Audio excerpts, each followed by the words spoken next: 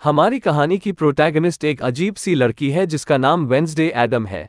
13 साल की होने के बावजूद वेंसडे कभी कभी ही भावुक होती है और उसे मौत के साथ अजीब सा लगाव है। वेंसडे को ब्लैक एंड व्हाइट कपड़े पहनना काफी पसंद है, लेकिन सबको ये अजीब लगता है। पहले सीन में हम वेंसडे को देखते हैं जो कि डरावना चेहरा बनाकर स्कूल आई होती है। वो उसके लॉकर के अंदर उसके ब्रदर पग्सली को देखती है, जिसके मुंह में किसी ने एप्पल रख के उसे वहां पर बंद कर दिया होता है। जैसे ही वो अपने भाई को रस्सी से निकालती है, उसे एक विजन आता है जहां पर उसे पता चल जाता है कि उसके भाई को किसने परेशान किया था। जहां पर हमें पता चलता है कि वेंसडे कोई आम लड़की नहीं है, वो किसी को भी छूकर उसके पास्ट और फ्यूचर के बारे में पता लगा सकती है। जैसे ही उसे पता चलता है कि स्विमिंग टीम के लड़कों ने उसके भाई को परेशान किया है, वो 2 बैग्स के साथ स्विमिंग पूल के पास आती है और उन बैग्स में से पिरान्हा मछलियों को पानी में छोड़ देती है। उसके भाई को परेशान करने वाले सभी लड़के अपनी जान बचाने के लिए उस पूल में से भागने लगते हैं। वेंसडे सबको बताती है कि उसके भाई को उसके अलावा और कोई परेशान नहीं कर सकता। सीन बदलता है और हम वेंसडे के मॉम और डैड को देखते हैं।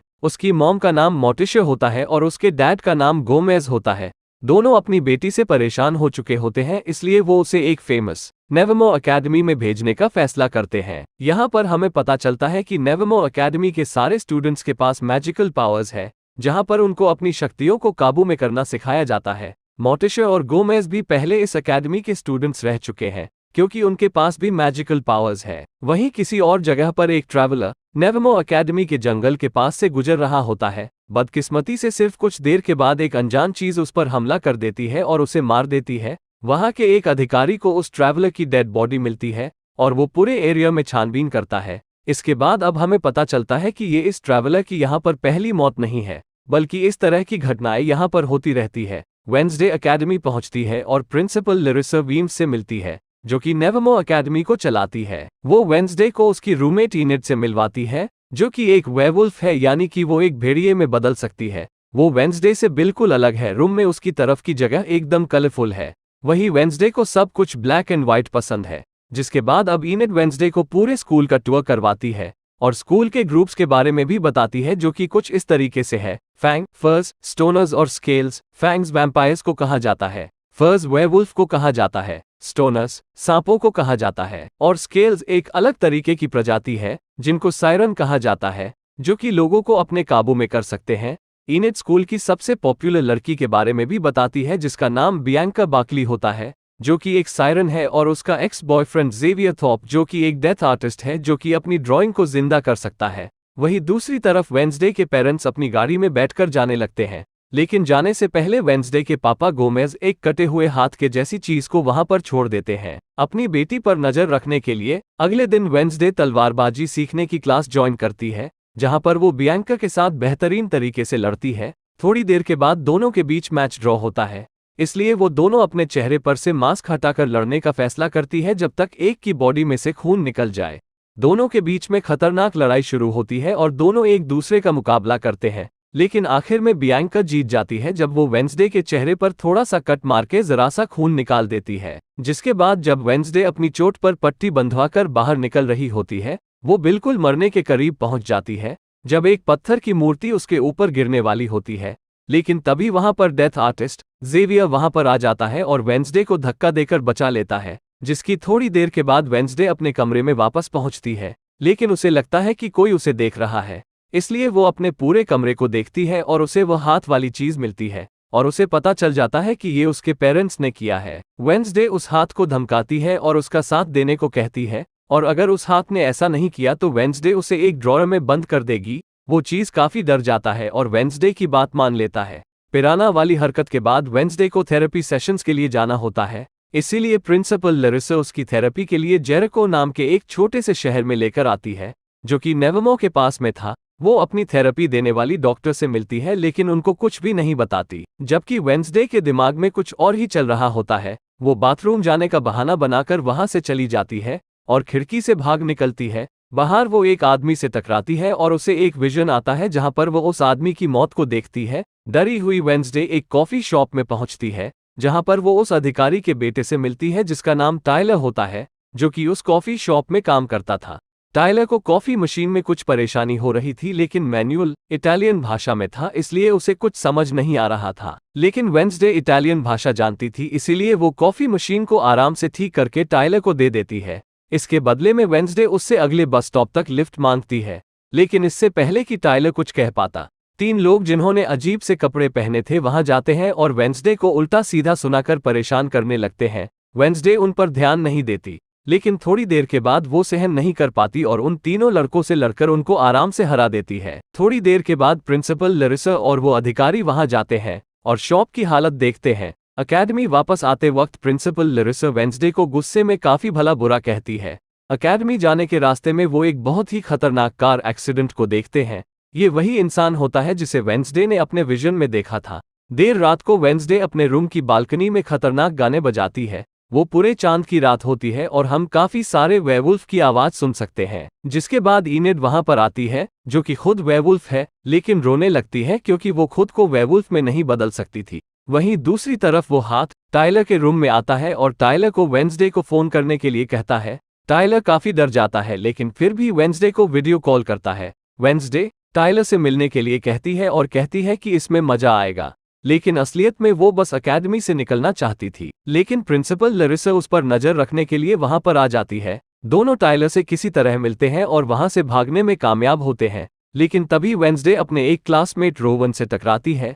इसी वजह से वेंसडे जंगल की तरफ भागने लगती है। क्योंकि उसने रोवन को छू लिया था, इसलिए उसे विजन आ रहा था। रोवन को कोई बहुत ही ज्यादा बेरहमी से मारने वाला था। वो डरी हुई रोवन के पास पहुंचती है और उसे सब कुछ बताने की कोशिश करती है, लेकिन इससे पहले कि वो कुछ बता पाती, रोवन अपनी टेलीकिनेसिस पावर का इस्तेमाल करके वेंसडे को पेड़ पर ऊपर की तरफ चिपका देता है।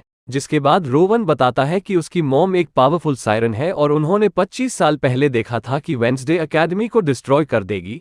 इसी वजह से रोवन सोचता है कि वेंसडे को ऐसा होने से पहले मार देना ही सही है। जिसके बाद रोवन टेलीकिनेसिस पावर के जरिए वेंसडे पर दबाव बनाने लगता है, लेकिन उसी वक्त वहां पर एक खतरनाक मॉन्स्टर आ जाता है और रोवन को बहुत ही बुरी तरीके से मार देता है और हवा में गायब हो जाता है। वेंसडे उसकी बॉडी के पास जाती है और एक तस्वीर को देखती है जिसे रोवन की मॉम ने उसके लिए बनाई थी। उस अधिकारी के साथ पुलिस ऑफिसर्स रोवन की बॉडी को ढूंढते हैं, लेकिन बॉडी उनको नहीं मिलती। वो अधिकारी वेंसडे की बात को नहीं मानता और सोचता है कि यह किसी मॉन्स्टर ने नहीं बल्कि किसी स्टूडेंट ने किया है। तभी वहां पर एक पुलिस ऑफिसर रोवन के साथ आती है। रोवन यहां पर जिंदा था। जब वेंसडे अपनी एकेडमी पहुंचती है, वो देखती है कि उसकी दोस्त इनेड पॉप कप कंपटीशन को लेकर काफी खुश है, जो कि एक बोट चलाने का कंपटीशन है।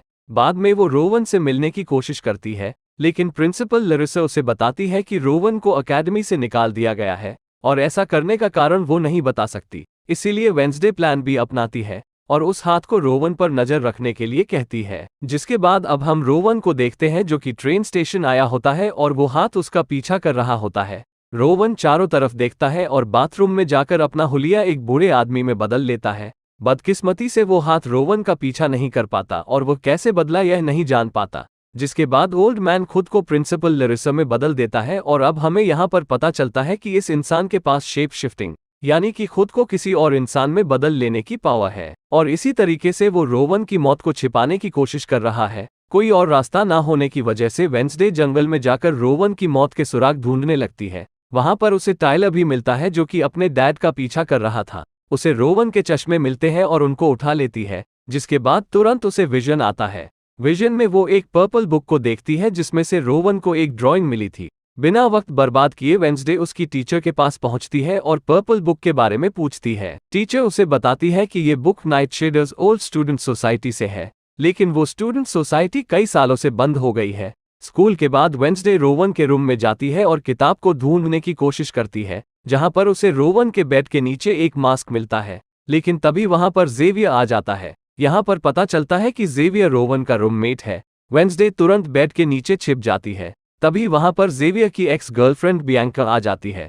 वेंसडे उनकी बातें सुन लेती है। बियांका आने वाली बोट कंपटीशन में इनेड को हराने के बारे में सोच रही है, इसलिए जैसे ही वो अपने कमरे में पहुंचती है, वेंसडे कंपटीशन ज्वाइन करने का फैसला करती है ताकि वो मिलकर बियांका को हरा सके। अगले दिन वेंसडे और इनेड कंपटीशन के लिए तैयार होते हैं। इस कंपटीशन में कोई रूल नहीं है, इसलिए बियांका इस मौके का इस्तेमाल करना चाहती है। इस कंपटीशन में 4 टीम है, गेम ये है कि सबको अपनी बोट चलाकर एक जगह तक पहुंचना है और फिर वापस आना है। जो कोई भी बिना गिरे फिनिश लाइन तक सबसे पहले पहुंचता है वही विनर होगा। कंपटीशन के शुरू होते ही बियांका अपनी एक दोस्त को इशारा करती है जो कि वहां पर बोट्स को गिराने के लिए रेडी थी। उसकी वो दोस्त जो कि मरमेड होती है, वो पानी के अंदर जाती है और एक बोट को तोड़ देती है, जिसकी वजह से वो टीम के लोग पानी में गिर जाते हैं और कंपटीशन से बाहर हो जाते हैं। लेकिन वेंसडे और इनेड इसके लिए तैयार थी। वो उस हाथ को पानी के अंदर भेजते हैं और वो हाथ मरमेड को पकड़ लेता है। लेकिन तभी वेंसडे को एक विजन आता है जिसमें वो खुद को देखती है। वो कॉपी वेंसडे को बताती है कि वही की है। उसे कुछ समझ नहीं आता। तभी वो वापस आती है और देखती है कि बियांका की टीम जीत रही है। वो हार मानने के लिए तैयार नहीं थे, इसलिए वो बियांका ने जैसा किया था वैसा ही बियांका की टीम के साथ करते हैं और आखिर में कंपटीशन जीत लेते हैं। जिसके बाद प्रिंसिपल लैरिसा उनको पो कप कंपटीशन जीतने की वजह से ट्रॉफी देते हैं। लेकिन वेंसडे वहां पर नहीं रुक पाती, इसीलिए वो एक शांत जगह पर जाती है जहां पर उसे पहले के एक स्टूडेंट की स्टैचू दिखती है जिसका नाम एडगर एलन पो था। तभी उसे पत्थर के नीचे वही निशान दिखता है जो कि उसने उस किताब में देखा था जिसे रोवन ने मरने से पहले उसे दिया था।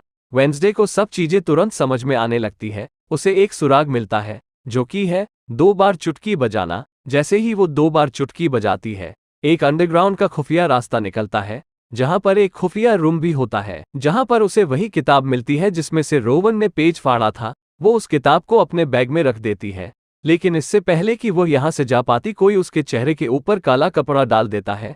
जैसे ही वो काला कपड़ा हटता है वो खुद कुछ लोगों के सामने पाती है जो कि और कोई नहीं बल्कि बियांका, जेवियर और कुछ स्टूडेंट होते हैं जो कि सब लोग नाइटशेडर्स क्लब के लोग हैं। हालांकि ग्रुप पहले बंद हो गया था लेकिन प्रिंसिपल लैरिसा ने इसे फिर से शुरू कर दिया है।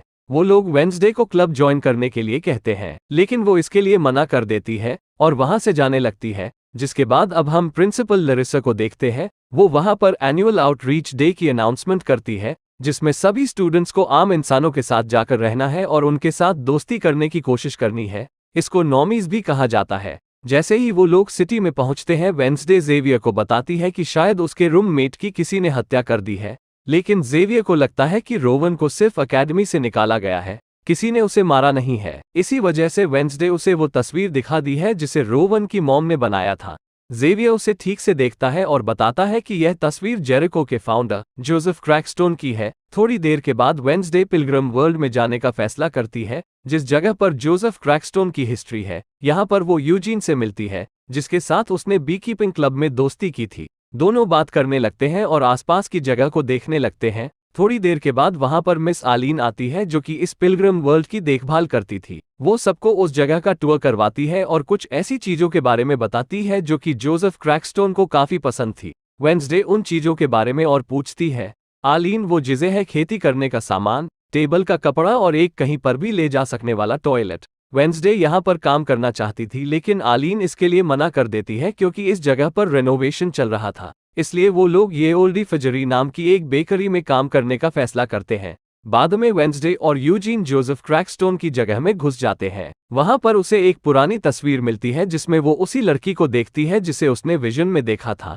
थोड़ी देर के बाद उसे वो किताब भी मिल जाती है जिसे उस लड़की ने तस्वीर के अंदर पकड़ रखा था, लेकिन उस किताब के पन्ने एकदम खाली थे, इसलिए उसे लगता है कि यह नकली किताब है। तभी वहां पर आलीन आ जाती है और उसे पकड़ लेती है। वेंसडे उससे असली किताब के बारे में पूछती है। आलीन थोड़ा घबराते हुए बताती है कि असली किताब 1 महीने पहले चोरी हो गई है। बाद में टाइलर और वेंसडे कॉफी शॉप में फिर से मिलते हैं। टाइलर मैप में देखकर उसे बताता है कि असली जोसेफ क्रैकस्टोन की जगह असल में जंगल में है। वेंसडे और वो हाथ जंगल में जाते हैं और जोसेफ क्रैकस्टोन के घर को ढूंढने लगते हैं। लेकिन तभी वहां पर एक अजीब सा आदमी आता है, पर हाथ उसे डरा कर भगा देता है। अचानक से वेंसडे को एक विजन आता है जहां पर वो 400 साल पहले के समय में पहुंच जाती है, जहां पर वो उसी लड़की को देखती है जिसे उसने पहले अपने विजन में देखा था। गांव के सब लोग उस लड़की को चारों तरफ से घेर लेते हैं और उसे शैतान कहने लगते हैं। लेकिन तभी वहां पर जोसेफ क्रैकस्टोन आ जाता है और उस लड़की को चुड़ैल कहता है और उस लड़की को उसकी मदर के साथ जलाकर मारने का फैसला करता है। वो लड़की भी जोसेफ क्रैकस्टोन को राक्षस कहती है जो कि अच्छे लोगों को मारता है, और जोसेफ क्रैकस्टोन गुस्से से पागल हो जाता है और उसे और उसकी मदर को एक घर में कैद करके उस घर को जला देता है। वो लड़की अपनी मदर को आज़ाद करने की कोशिश करती है लेकिन कामयाब नहीं हो पाती। इसके बाद वो लड़की एक खुफिया रास्ते से वहां से भागने लगती है। वेंसडे महसूस कर पा रही थी वो लड़की वेंसडे के पास आती है और उसे बताती है कि जोसेफ क्रैकस्टोन तब तक नहीं रुकेगा जब तक वो सबको मार नहीं देता। वेंसडे अपने विजन से जाग जाती है और उस हाथ को सब कुछ बताती है। तभी उनको वहां पर वही मॉन्स्टर दिखता है जिसने रोवन को मार दिया था। वेंसडे उस मॉन्स्टर का पीछा करने की कोशिश करती है, लेकिन वो मॉन्स्टर बहुत तेजी से निकल जाता है। इसलिए वेंसडे उसके पैरों के निशानों को फॉलो करती है। लेकिन जैसे जैसे आगे जाते वक्त मॉन्स्टर के पैरों के निशान इंसानों के पैरों के निशान में बदल रहे थे। इसकी वजह से यह पता चलता है कि वो मॉन्स्टर असल में एक इंसान है। तभी वो जेवियर से मिलती है और उसे बताती है जो कुछ उसने देखा। वो उन पैरों के निशानों को फॉलो करना चाहती थी, लेकिन बारिश की वजह से वह निशान मिट गए थे। अगले दिन सब लोग टाउन के बीचों बीच मिलते हैं, जहां पर एक नई मूर्ति लगाई होती है जो कि जोसेफ क्रैकस्टोन की थी, जहां पर वेंसडे एक इंस्ट्रूमेंट बजाती है। लेकिन दुर्घटना जल्दी होती है। वो हाथ वेंसडे के कहने पर उस स्टैचू में आग लगा देता है। इसकी वजह से सब लोग काफी डर जाते हैं और भागने लगते हैं। लेकिन वेंसडे जोसेफ क्रैकस्टोन के स्टैचू को काफी ज्यादा गुस्से से देखने लगती है और खतरनाक म्यूजिक बजाने लगती है। वही प्रिंसिपल वेंसडे पर चिल्ला रही होती है क्योंकि उसे लग रहा होता है कि यह वेंसडे ने किया है। लेकिन वेंसडे मना कर देती है कि उसने कुछ नहीं किया, बल्कि जोसेफ के सच के बारे में बताती है। उसी रात को उस अजीब से आदमी के ऊपर जंगल में वही मॉन्स्टर हमला कर देता है, लेकिन एक कैमरा इसकी पिक्चर ले लेता है। थोड़ी देर के बाद वह अधिकारी और उसके दूसरे साथी वहां पर आते हैं और उस अजीब से आदमी को मरा हुआ पाते हैं। वो कैमरा देखते हैं और उसकी फोटो को निकलवाते हैं। अधिकारी मारने वाले के चेहरे को देखते हैं, एक मॉन्स्टर जो कि नर्क से आया था। इसके साथ ही ये फिल्म यहीं पर खत्म होती है। अगर आपको इसका पार्ट 2 चाहिए तो कमेंट करें।